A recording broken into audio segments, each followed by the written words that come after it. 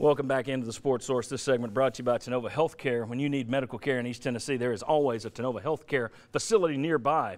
They got hospitals all over the area, 3 in Knoxville area alone. You got downtown Knoxville, you got Turkey Creek, you got Powell. They also have hospitals in Jefferson City, Morristown, Newport, La Follette, Jamestown, Cleveland.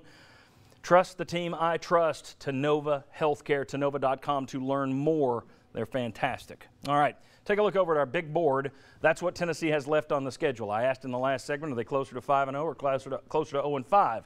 What you'll see is each team's record and their conference record. So Southern Miss, there's 3-1 in Conference USA. Everybody else is in the SEC, obviously. And then their points per game allowed. I think with Tennessee's offense, their defense right now, I think that would give you a puncher's chance. If they continue to play like they do and you got any kind of offense, I think you'd have a puncher's chance against this group that's on the board. But offensively, let's say you improve because you're not going to play in Alabama or Georgia again. All right, vast improvement would be doubling it from 8 points a game to 16.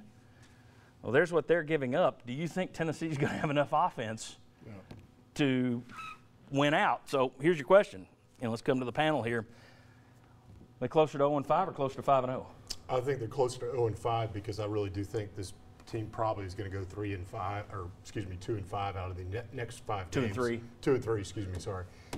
So I just think this is not, looking at those defenses, I don't know exactly which ones you're going to lose, which ones you're going to win, but I just don't give you a puncher's chance of being able to come out of that ahead as you is more likely to come out on the low end of that, games.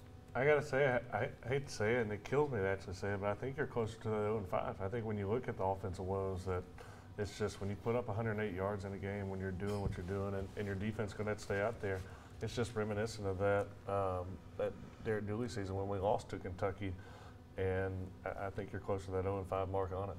Well, I do too, and it's because of the offense. And it's, look, if you give up 15 to South Carolina and you still can't win that, I mean, every one of these teams you play could easily get 15 on you. So I think they are closer to 0-5 than 5-0. 0-5 for me. And here's a concern that I have. If you go up to Kentucky, you drop that game, what's it going to be like in Neyland Stadium against Southern Miss? What's the team going to be like? Do you drop that game too? I mean, has the decision already been made and put out there at that point? After a Kentucky if you lose loss. To Kentucky. Yeah. I mean, like a Wyoming type thing for Fulmer. I mean, we have history of those types of games. Right. If there's a thought that an interim could save the season, okay, well, that could be a problem on its own. So I think the longer you wait to name an interim, if you go that route, the better. Give him less chance to become a candidate. But the other side of it is team can just flat quit. It can have the air taken out of it like that Wyoming game, as you pointed out. I think they're 0-5. I think they're closer to 0-5, but I'm not predicting 0-5. But if you're given a binary choice, you got to go. If you can't score points, then you got to go with the 0-5 there. However, Sterling Hinton wanted me to point out that he picked him to go 6-0 in these next 5 games. All right. When we come back, we'll bring Sterling back out here and we'll talk to our all-VFL panel and discuss whether the youth movement, suddenly there were some young guys out there yesterday, too little too late. Come on back.